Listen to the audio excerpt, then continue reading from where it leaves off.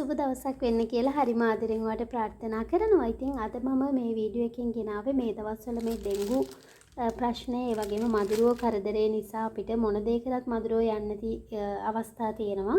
මදුරු coil වගේ දේවල් එක දිගටම පාවිච්චි කරන්නත් හොඳ නැහැ. ඒ වගේම වේපරයිසර් වගේ දේවලුත් අපිට පාවිච්චි කරන්න හොඳ නැහැ කියලා කියනවා. ඉතින් මම මෙන්න මේ හඳුන් කුර එක මේක සෑහෙන කල් ඉඳලා මම පාවිච්චි කරන්නේ. මොකද මම ඉන්න ප්‍රදේශයේ ගොඩාක් මදුරුවෝ ඉන්නවා.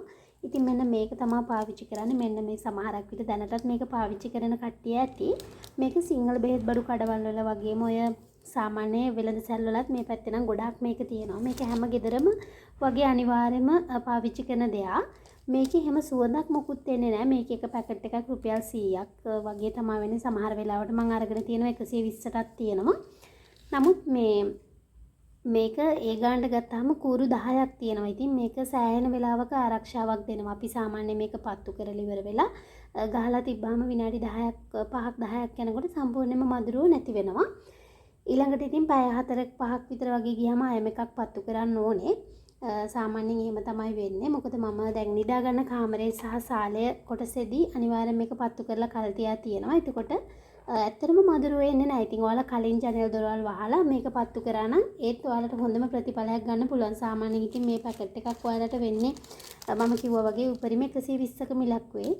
මේ සමහර තැන්වල 100 තියෙනවා මේ 100ට තියෙනවා 80ට තියෙනවා එහෙම තියෙනවා. මම ඉතින් ගන්නකොට මෙන්න මේ වගේ බොක්ස් එකක්ම ගන්නවා. එතකොට සාමාන්‍යයෙන් තොග මිලට තමයි වැටෙන්නේ. එතකොට වෙන්නේ එකක් 80ක් 85ක් වගේ තමයි වෙන්නේ. ඉතින් මෙන්න මේකත් ගොඩාක් හොඳ හඳුන් කුරු එකක්. ඉතින් ඔයාලා අනිවාර්යයෙන්ම මදුරුව ඉන්නවා නම් මේක try කරලා බලන්න. ඒ වගේම ඊළඟට තියෙනවා මෙන්න මේ පැංගිරි තෙල් එක. ඉතින් පැංගිරි තෙල් කියලා කියන්නේ මදුරුව එන්නෙම නැහැ. මේක ඔයගේ දරුවෝ ඉන්නවනම් සහ ඔයාගේ වුණත් ඔයාලට ගන්න පුළුවන්. මේක හැමට අහිත කර බවක් නැහැ. චූටි දැවිල්ලක් තියෙනවා. ඉතින් ඔයාලට පුළුවන් මේක පාවිච්චි කරන්න. හැමට ඔයාලගේ ගා ගන්න මේක සාමාන්‍යයෙන් තෙල් බිඳු 2-3ක් අරගෙන ඔයාගේ හැමේ ගා ගන්න තමයි තියෙන්නේ. මේකටත් ඔයාලට මදුරුව එන්නේ නැහැ. ඉතින් පැංගිරි තෙල් එකෙන් ඔයාලට පහනක් හදාගන්න විදිය මම දැන් ඔයාලට කියලා දෙන්නම්. හරිම ලේසි මේ වැඩේ කරන්න. ඉතින් මම මෙන්න මේ වගේ මැටි පහනකට තමයි මේක හදාගන්න. ඔයාලට ඕනම භාජනයකට ඕනම එකකට හදාගන්න පුළුවන්. ඉතින් අර මං ඉටිපන්දමකින් පොඩි කෑල්ලක් අරන් තියෙනවා. මේක සම්පූර්ණයෙන් දිය කරගන්න ඕනේ. දිය කරගන්න. ඉතින් ඔයාලා පාවිච්චි කරන්නේ නැති භාජනයකට දාලා මේක හොඳට දිය කරගන්න තියෙන්නේ. දිය කරගත්තට පස්සේ අපි බලමු මේක හදාගන්න විදිය. ඉතින් මෙහෙම ලිපේ තියලා නිකම්ම රත් කරගන්න තියෙන. එතකොට ඔයාලට පේනවා මේක විනාඩියෙන් දෙකෙන් රත් වෙනවා.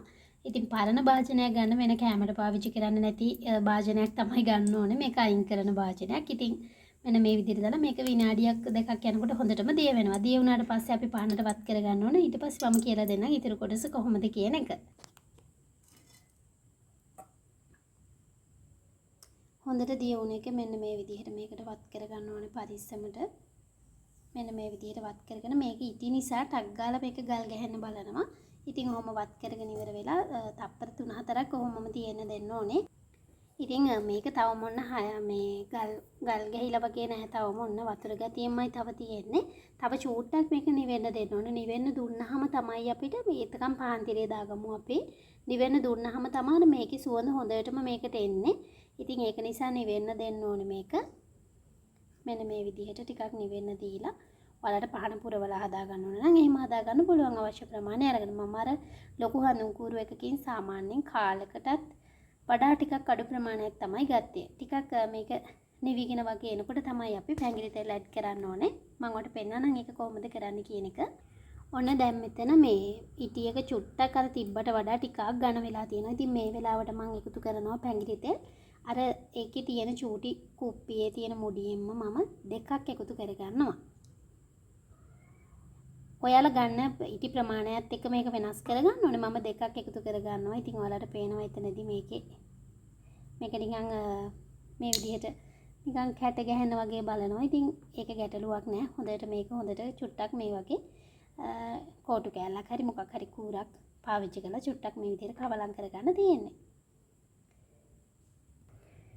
ඔන්න ඉතින් පත්තු කරා අපි ඔයාලට පේනවාද මේකේ හොඳට එළියක් තියෙනවා. ඒ වගේම දැන් මේකේ චුට්ටක් ඝන වේගෙන මේ යන ගමන් තියෙන්නේ සම්පූර්ණයෙන්ම ඝන වෙලා නැහැ තව. ඝන වුණාම ඔයාලට තවත් ලේසි. මේක පත්තු වෙනකොට හොඳ පැංගිරි සුවඳක් තමයි එන්නේ. ඉතින් මේක ඔයා කල් තියා ගෙදර පත්තු කරලා තිබ්බොත් ඔයාලට කිසිම අවුලක් නැතුව මදුරුව එලව ගන්න පුළුවන්. ඉතින් හොඳ පරිස්සම්කාරී තැනක තියාගන්න. එතකොට ඉතින් කිසිම හානියක් නොවන විදිහට තියාගන්න පුළුවන්. මේකේ ගොඩක් හොඳ දුමක් යනවා. ඒ වගේම තමයි මේ හොඳ දුමක් එන නිසා මේකේ හොඳ සුවඳකුත් එනවා. ඉතින් ඔයාගේ ගෙදර මේක ඔයාලට සාමාන්‍ය විදිහට පත්තු කරන්නත් පුළුවන්. ඒ වගේම මధుරෝ ඉන්නවනම් අනිවාර්යයෙන්ම හවසට පත්තු කරන්න. ඉතින් මං හිතනවා අද වීඩියෝ එක වටිනවා කියලා. ඔයාලට සුබ දවසක්.